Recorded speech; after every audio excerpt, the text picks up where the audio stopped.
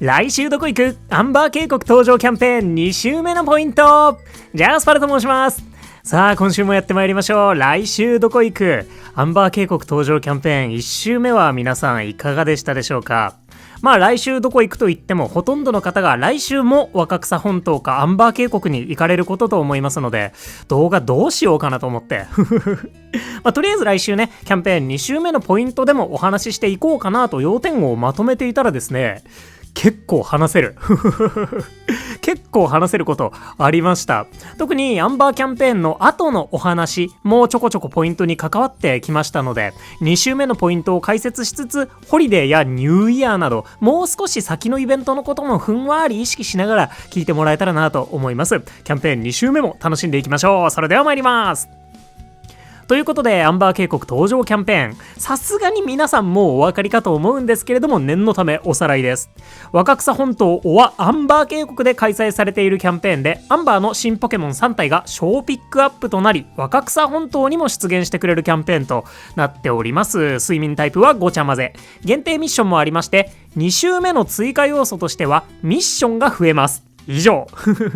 あとは途中でニュームーンデーも重なります。それ以外は1週目と同じボーナス内容となっております。ってことで、まずはミッションについて触れておきましょう。で、まずいきなりなんですが、ちょっと面白い情報があります。このミッションなんですが、なんとラピスラズリコ班でも受けられたという書き込みがポケモンスリープ攻略検証ウィキさんの掲示板内で確認されているみたいです。ちょっとね、私も自分でゲーム内で確認したわけではないので真偽は謎でして、 X とかでね画像がないかなとかも調べてみたんですけど、私にはちょっと見つけられませんでした。もしねこちら情報をお持ちの方いたらコメント頂戴できたらなと思います。もし X でね動画とか画像付きで頂戴できますとめちゃめちゃ助かります。パルのね X アカウントも概要欄に記載しておきたいなと思います。そんな感じでね、他のフィールドに行ってもミッションは受けられるっていう可能性が浮上しました。てっきりね若草かアンバーに行かないとそもそも受けられないものかと思ってたんですけど、もうねキャンペーン1周目で厳選終わっちゃったぜみたいな方は、ミニ竜を探しにラピス行くぜとか、フィールドボーナス上げに EX 行くぜとか、そういった選択肢も取れるかもしれませんね。もしご友人にアンバーにも若草にも行っていないよっていう方がいたらぜひ聞いてみてください。さあそんなミッション、まず1周目の内容はこちらとなっておりました。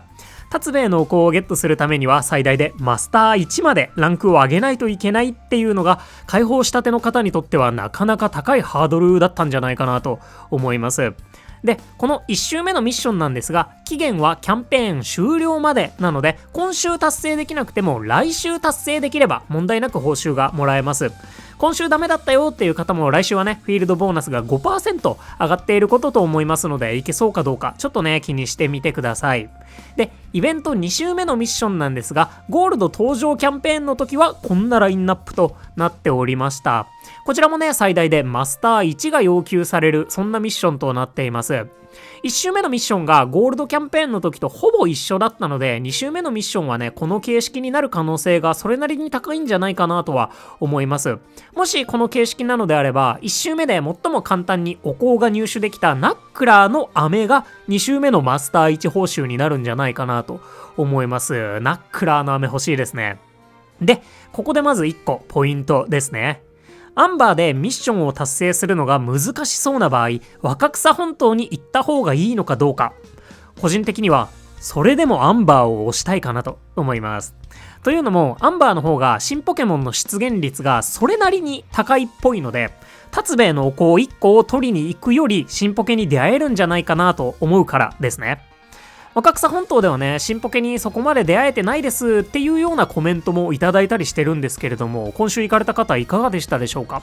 アンバーではねパルの体感としては今のところかなり新ポケモンたちに出会えておりまして、1体も出てこなかったっていうのは本当に最初の1日だけぐらいにとどまっていますし、複数体出てくるっていうこともそれなりにあるので、結構いい感じだなと思ってます。アンバー渓谷ではね前回アップした動画の内容でもある絶食枠って私が勝手に呼んでるんですけど、そういったシステムの中に新ポケモンたちが含まれていて、システム面でもやっぱり出現率高そうなんですよね。なので若草本島に行って達兵衛のお香1個とマスターさん報酬のお香1個と2周目のミッションのナックラーの飴30個カッコ仮をゲットするのと、より新ポケモンに出会えるかもしれないアンバー渓谷、どっちが良さそうかっていうのはね、ぜひおのおの考えてみていただけたらなと思います。で、パルとしてはアンバーに行く方が達兵衛のお香1個以上の価値があるんじゃないかなと思っているので、アンバー推しっていう感じですね。といったミッションについてでした。そして新たなミッション以外はキャンペーン的には特に追加の要素はないんですが、来週はニュームーンデーもございます。19日、20日、21日、水木金はニュームーンデーです。ダークライが姿を現してくれるかもしれなくて、ポケモンたちが満腹になりづらくなって色違いの出現確率が上昇します。ってことで、新ポケモンのお香を使うのには絶好のタイミングと言えるんじゃないかなと思います。ってことで、ここもポイントですね。新ポケモンのお香を使うならニュームーンデーのタイミングがおすすめです。色違いが出てきてくれたらもちろん最高なんですけど、そうでなくても満腹になりづらい効果があるので、新ポケモンたちを逃さずにゲットしやすいってことで、厳選面においてもこのタイミングがおすすめとなりそうです。そして何よりですね、ここでお香を使わない場合って、まだアンバー解放前の方はナックラーのお香以外はアンバーに行くまで使うことができないので、多少道具バッグを圧迫することになったりもします。私がね、道具バッグ初期値の100のままでプレイし続けているので、バッグの圧迫には結構困るシーンがあるなといったところで、11月中であればキャンペーン終了後も新ポケモンたちのお香って若草本島では使用することができるんですが、 EX では使えないだろうなと思いますし、ハロウィンとかホリデーみたいに若草に行かなくてはならないっていうイベントが入るわけでも今のところないかと思うので、やっぱりね、今使っちゃっていいんじゃないかなと思うんですよね。で、ニュームーンデーはダークライにサブレをあげたいっていう場合だったり、お香7つミッション、今回だと万能飴 S5 つをそもそも重要視していなければ、また別のタイミングに取っておくっていうのもありかなと思うんですけど、別のタイミングに取っておいたとしても使えるのってナックラー以外はアンバーのみになっちゃうので、例えばね、ホリデーはハロウィン同様若草限定開催の可能性が高くて新ポケモンのお香は使えないとかで、ニューイヤーは昨年は全フィールド開催だったし、お香7つミッションってドリームコイン40個かつお香でポケモンを呼び出した分もドリームコインが手に入ったはずなので、ニューイヤーを見据えて貯めておくっていうのはありかなと思います。それでもね、ニューイヤーでアンバーに行きたいかもわからないってことで、やっぱここで使っちゃっていいんじゃないかなっていう気はしてますね。ぜひね、お香はこの時のために取っておきたいと思いますとかあればね、教えていただけたらなと思います。他はなんかありますっけね。虫タイプの石住まいはサマーフェスティバルで色違い確率アップが来る可能性はあるかななんて思いますね。ナックラはね、トープでも使えるので何かで使えるかもしれませんぜひね、コメントお待ちしております。さあ、そんなわけでね、ミッションとお香のタイミングについては謎にしっかりとお話ししてきたわけなんですけれども、これって新ポケモンをたくさんゲットしたい、今のうちにしっかりと厳選を進めたい、終わらせたいっていう方に向けたおすすめだったわけなんですが、最後に今厳選を頑張って終わらせることができたら来週以降の選択肢が増えそうだよねっていうお話をしてこの動画を終えていきたいかなと思います。今厳選を終わらせることができて、特にアボカドを確保できるようになった場合って、現在最強の料理アボカドレシピのレベル上げができるようになるんですね。これはアンバー解放前の方でも使えるレシピになっています。ちょっと鍋拡張大変なんですけどね。で、これを今のうちにレベル上げしておくと今後ちょっといいことがあるかもしれないねっていうお話で、例えばホリデ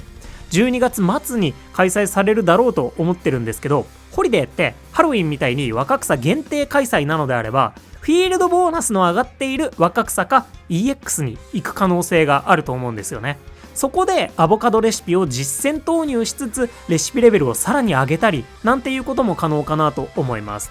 またニューイヤーキャンペーン、ホリデーが終わったらすぐ来るはずです。このニューイヤー、昨年のニューイヤーキャンペーン2週目では料理エナジー 1.25 倍のボーナスがありました。そこでも実戦投入しつつレシピレベルをさらに上げることができたら、もうね、いい感じにレベルも上がって、まさしく最強料理として来年1年間をどっしり支えてくれる料理になってるんじゃないかなってことで、ちょっとね、そういうところまで見据えられたら最高だよなとは思うんですよね。料理ガチャがね、必須だったりはするんですけれども、ぜひとも狙ってみてもらえたらなと思います。